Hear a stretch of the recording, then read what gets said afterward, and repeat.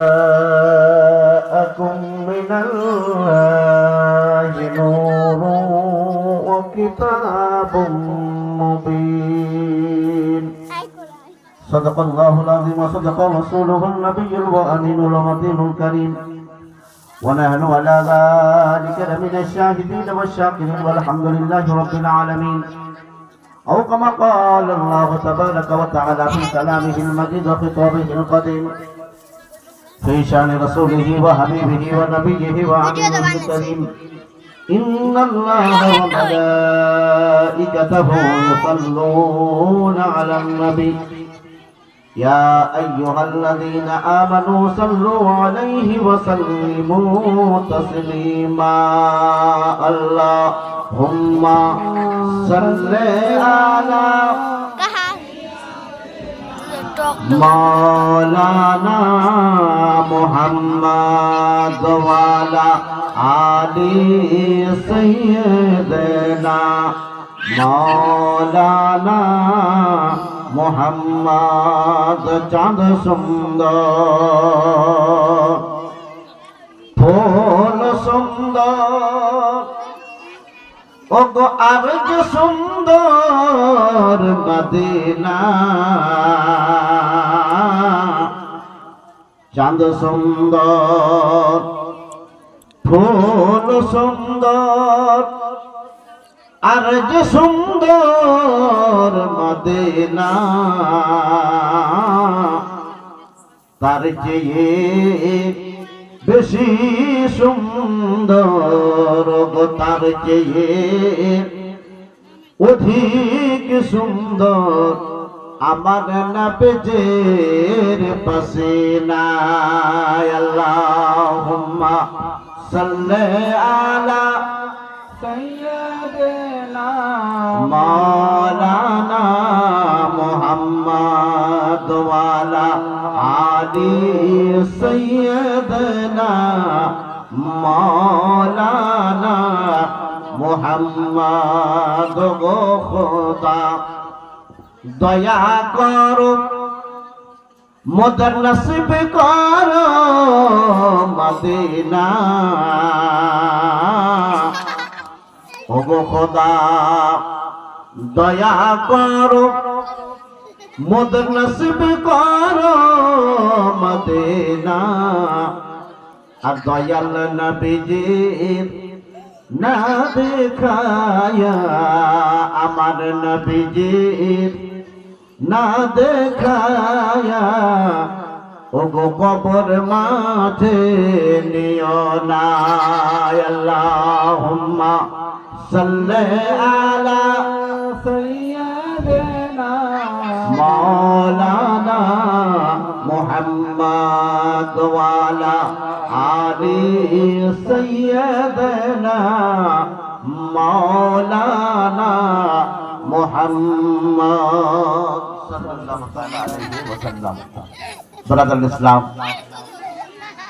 আজকে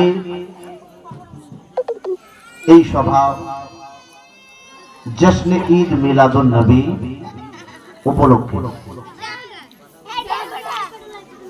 অর্থাৎ আমার রাসূল পাকের যে জন্মের রাত যে জন্মের দিন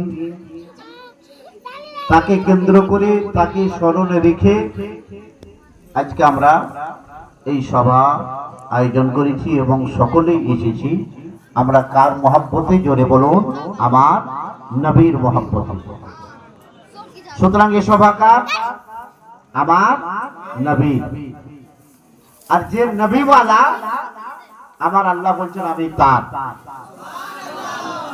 আল্লাহ তাআলা বলেন যে যারা নবীর হয়ে যায় আমি আল্লাহ তার হয়ে যাই তো এই মিলাদুন নবী কারা বানায় যারা নবীওয়ালা মুসলমান সুতরাং জুলুস করেছি এই মিলাদুন নবীতে উপস্থিত হয়েছি নবীর জন্যই আমরা এই নিজেদের অমূল্য সময়কে ব্যয় করেছি এসার পর থেকে নিয়ে এখনো অবধি আমি দেখছি আপনারা ওই জায়গায় বসে আছেন বড় মধুর সুরে আপনারা তো এত ভালো যে ইমাম পেয়েছেন মৌলানা জসিমউদ্দিন সাহেব, এত ভালো বক্তা, এতক্ষণ সময় ধরে তার বক্তৃতা শোনার আমার সময় হয়নি, আজকে হলো। এই কাবিলপুর গ্রামের লোকেরা বড় ভাগ্যবান, এত ভালো একজন বক্তা, এত সুন্দর গলা, এত সুন্দর কালেকশন করার টেকনিক এই অল্প বয়সে সবার হয় না। তো আপনারা জোরে শুনে এই শুকরিয়া আদায়ের উদ্দেশ্যে বলুন সুবহানাল্লাহ, সুবহানাল্লাহ। আর এই ধরনের ইমামকে যদি আঁকড়ে ধরে থাকেন তো আপনার ঈমানটাও মজবুত থাকবে, বুঝতে পেরেছেন? কিছু লোক আবার ইমামের পিছনে লাগা স্বভাব হয়, হ্যাঁ। এই ধরনের ইমাম যদি আপনার মসজিদে থাকে, আপনার মসজিদের উন্নতি হবে, গ্রামের উন্নতি হবে, ছেলে মেয়েরাও অনেক শিক্ষা লাভ করবে, বুঝতে পেরেছেন? কারণ জানলে বালা ইমাম দরকার। রাসূল পাক হাদিস পাকের মধ্যে বলেন, খুযু আম্মান দীনাকুম উনজুরু আম্মান ইয়াখুযু দীনাকুম। বলছে তুমি কার কাছ থেকে দ্বীনে ইসলাম অর্জন করছো, দ্বীনে ইসলাম শিক্ষা করছো, তাকে দেখো। তো এত ভালো ইমাম পেয়েছেন, বড় আপনারা ভাগ্যবান, তাই না? তো আপনাদেরকে কথায় কথায় আলেম ওলামাদেরকে বলতে হয় যে সুবহানাল্লাহ বলুন। তো আলেমরা সুবহানাল্লাহ আপনাদেরকে বলাই কেন?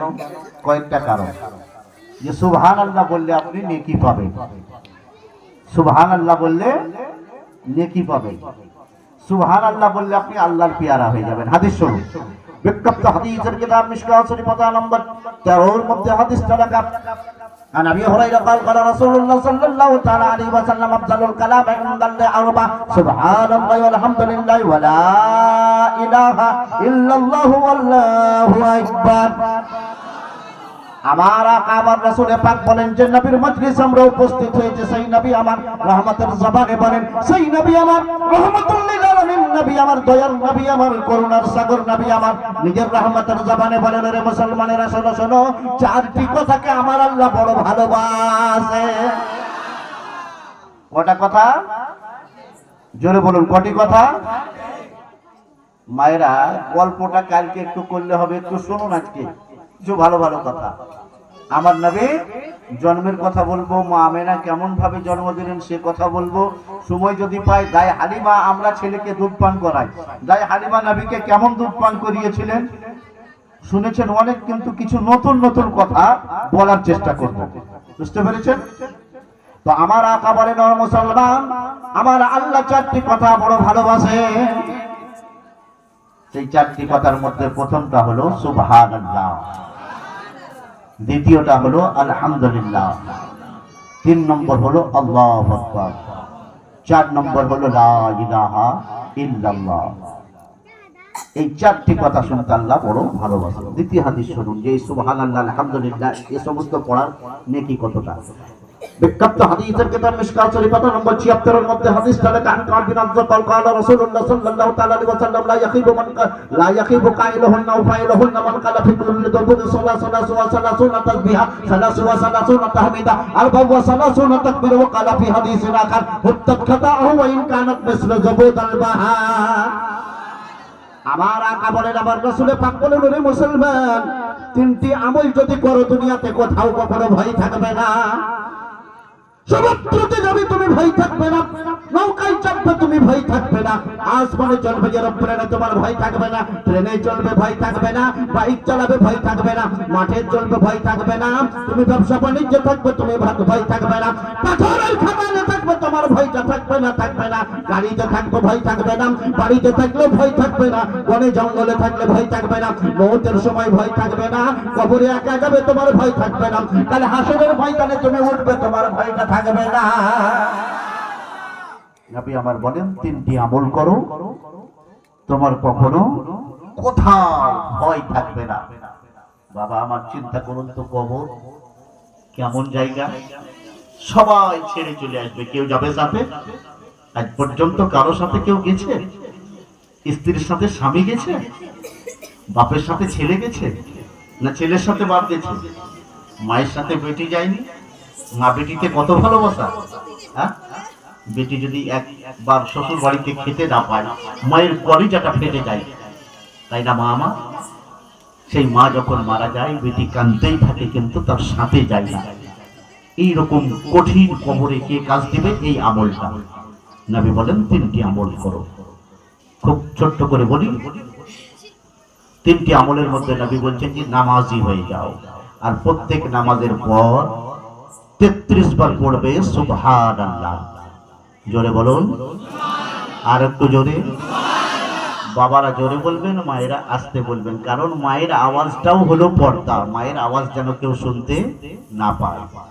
তো প্রথমটা হলো যে প্রত্যেক নামাজের পর 33 বার সুবহানাল্লাহ, 33 বার আলহামদুলিল্লাহ, আর 34 বার আল্লাহু আকবার। কতবার হলো? 100 বার। আমার নবী বলেন এই আমলটা যদি করো, তোমার কবরে ভয় থাকবে না, হাসরে ভয় থাকবে না, মাঠে ভয় থাকবে না, ঘাটে ভয় থাকবে না, মসজিদে ভয় থাকবে না, বাড়িতে ভয় থাকবে না, গাড়িতে ভয় থাকবে না। ওরে মুসলমান, তুমি যেখানেই থাকো না কেন, নির্জনে থাকো বা একাই থাকো বা সভাতে থাকো, তোমার ভয় থাকবে না। ও মুসলমান, তাই দয়ার নবী আমার বলেন, আর এই আমলের আরো বরকত, তুমি এই আমলটা যদি করো, তোমার গুনাহগুলো যদি সমুদ্রের ঢেউয়ের ন্যায় হয়, আমার আল্লাহ এত দয়ালু, এই তাসবির বরকতে তোমার আল্লাহ তোমার এই গুনাহগুলোকে maaf করে দিবে। আমার আল্লাহ তাআলা কত মেহেরবান।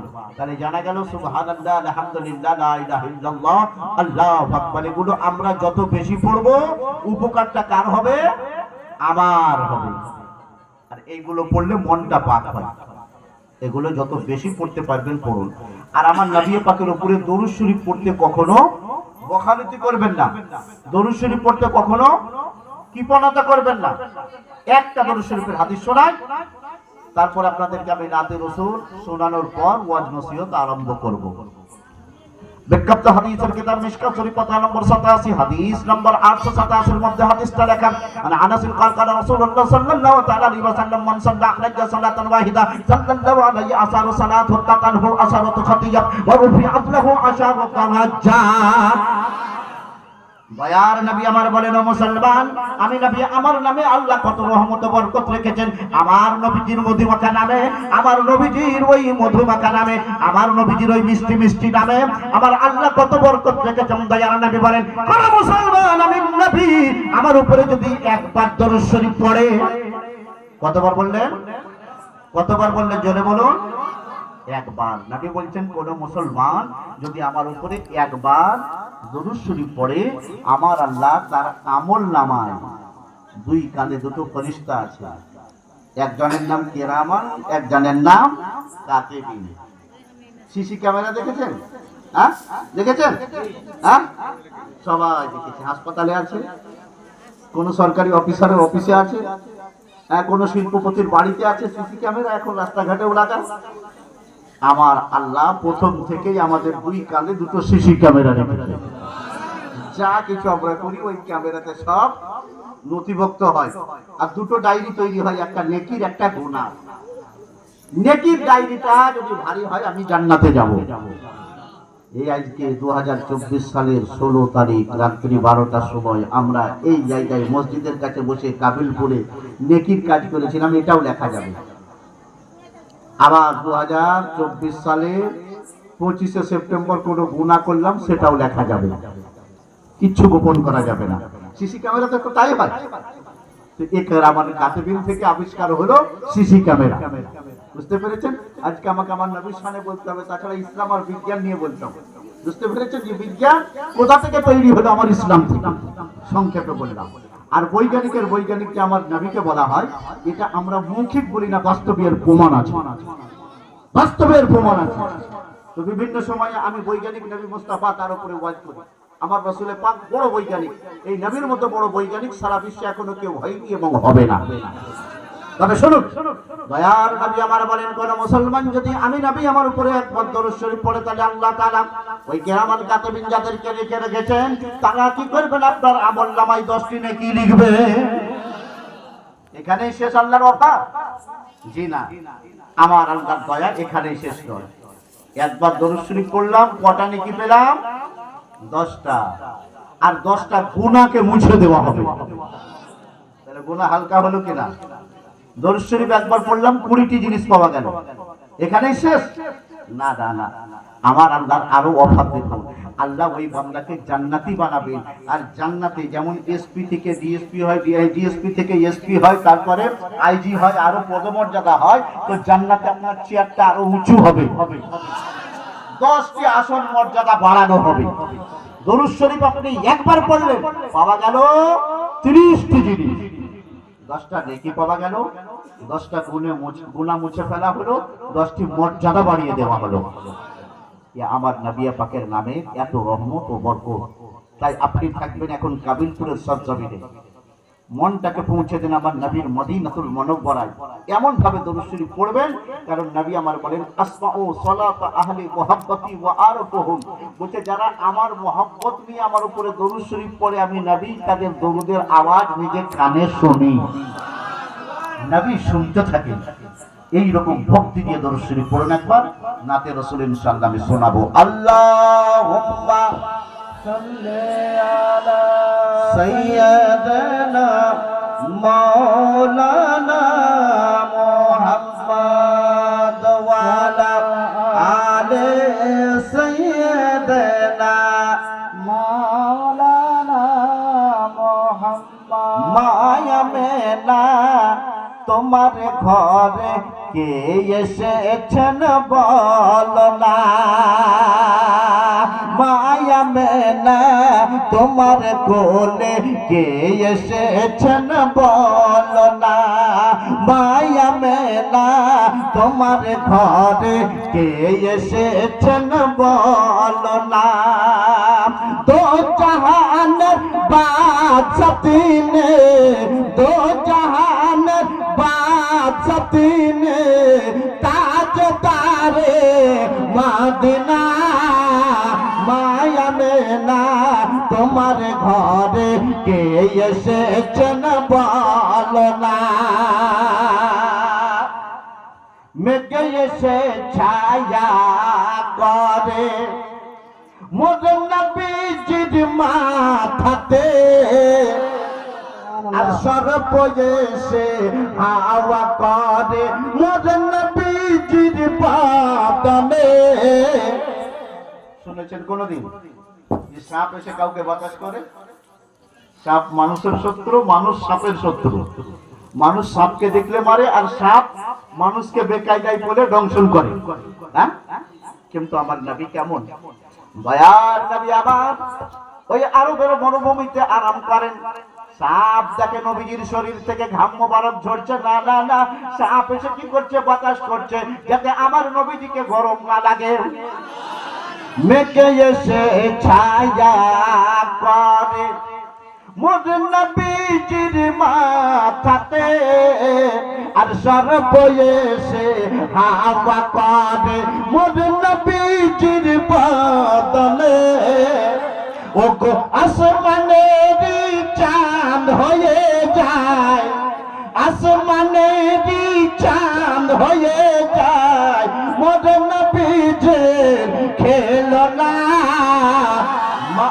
মায়া মেলা তোমার ঘরে কে এসেছেন বলো না। দো জাহানের বাদশা তেনে, তাজদারে মদিনা, মায়া মেলা তোমার ঘরে কে এসেছেন বলো না। নাতে রাসূল মধ্যমাজ আপনাদের শোনাবো, তবে কিছু ওয়াজ নসিহত শুনতে হবে। কোরআনে মুকাদ্দাস 6 পারা। যে কোরআন দেখতে গেলে নেকি পাওয়া যায়। কোরআন পড়তে জানেন না, ওযু করে যদি দেখেন তাও নেকি পাবে। কোরআন পড়তে গেলে নেকি পাওয়া যায়, শুনতে গেলে নেকি পাওয়া যায়, দেখতে গেলে নেকি পাওয়া যায়। কাবা ঘর দেখতে গেলে নেকি পাওয়া যায়, কোরআন পাক দেখতে গেলে নেকি পাওয়া যায়, আলেমের চেহারা দেখলে নেকি পাওয়া যায়। আর কারো যদি বাপ মা জিন্দা আছে, বাপ মায়ের মুখমণ্ডলটা দেখুন, এক কবুল হজের সমতুল্য নেকি পাওয়া যায়। আর নজরে ইলা ওয়াজহিল আবওয়াইনা ইবাদা। নবী আমার বলে, তোমার ঘরে যদি বৃদ্ধ পিতামাতা আছে, ওরে মুসলমান, জান্নাত খুঁজতে কোথায় যাও? ঘরে জান্নাত ভরা। ওই বৃদ্ধ পিতামাতার মুখমণ্ডলটা দেখে নাও, 5 লাখ টাকা দিয়ে তুমি হজ করবে, হজটা কবুল হবে কিনা সন্দেহ। হ্যাঁ, হজটা কবুল হলো কিনা বলা যাবে না নিশ্চিত। কিন্তু ও মুসলমান, ঘরে বৃদ্ধ মা আছে, ঘরে বৃদ্ধ বাবা আছে, তার মুখমণ্ডলটা যদি মুসলমান আপনি দেখেন, ওগো মুসলমান, আমার নবী বলেন, ওরে হতভাগা মুসলমান, সৌভাগ্যবান হয়ে যা, বাবা মায়ের মুখমণ্ডল দেখে নাও, এক কবুল হজের সমতুল্য নেকি তোমার আমলনামায় রাখা যাবে। সেই কোরআনে মুকদ্দাস, যে কোরআন চ্যালেঞ্জ করে, যালিকাল কিতাবু লা রাইবা ফি, দুনিয়াতে অনেক কিতাব আছে, তাওরাত আসমানি কিতাব, জবুর আসমানি কিতাব, ইনজিল আসমানি কিতাব, জিন্দাবেস্তা তারা কিতাব একটা রেখেছে, সেই কিতাবটা কোন জাতির ধর্মগ্রন্থ, বেদ বলুন, বাইবেল বলুন, কোরআন বলুন, জিন্দাবেস্তা বলুন, ওল্ড টেস্টামেন্ট বলুন, নিউ টেস্টামেন্ট বলুন, এ কোরআনের মতো কোন কিতাব হতে পারবে না। এই কথাটা আমি নিয়াজ আহমদ বলি না, এই কথাটা খ্রিস্টানেরা লেখে। আমেরিকায় 2018 সালে ইকোনমি ইয়ার বুক 2018, আমেরিকার খ্রিস্টানরা একটা বই লিখলো। সেই বইয়ে কি লিখছে তারা? বলছে, ও বিশ্বের লোকেরা শুনে নাও, মুসলমানদের কোরআন কেমন একটা কিতাব। এই কথাটা কারা বলছে? কোন মুসলমান নয়, কোন মাদ্রাসার মুফতি নয়, কোন মুহাদ্দিস নয়, কোন মুফাসসির নয়, কোন ইমাম নয়, কোন কাজী নয়। কে বলছে? আমেরিকার বুদ্ধিজীবীরা, খ্রিস্টানেরা বলছে, সারা বিশ্বে যে কিতাবটা বেশি প্রেসে ছাপানো হয় সেটা জিন্দাবেস্তা নয়, তাওরাত নয়, জবুর নয়, ইনজিল নয়, বেদ নয়, গীতা নয়, মহাভারত নয়, ওল্ড টেস্টামেন্ট নয়, নিউ টেস্টামেন্ট নয়, অন্য কোন ধর্মগ্রন্থের বই নয়, সেটা হলো মুসলমানদের আল কোরআন। জোরে বলুন, জি।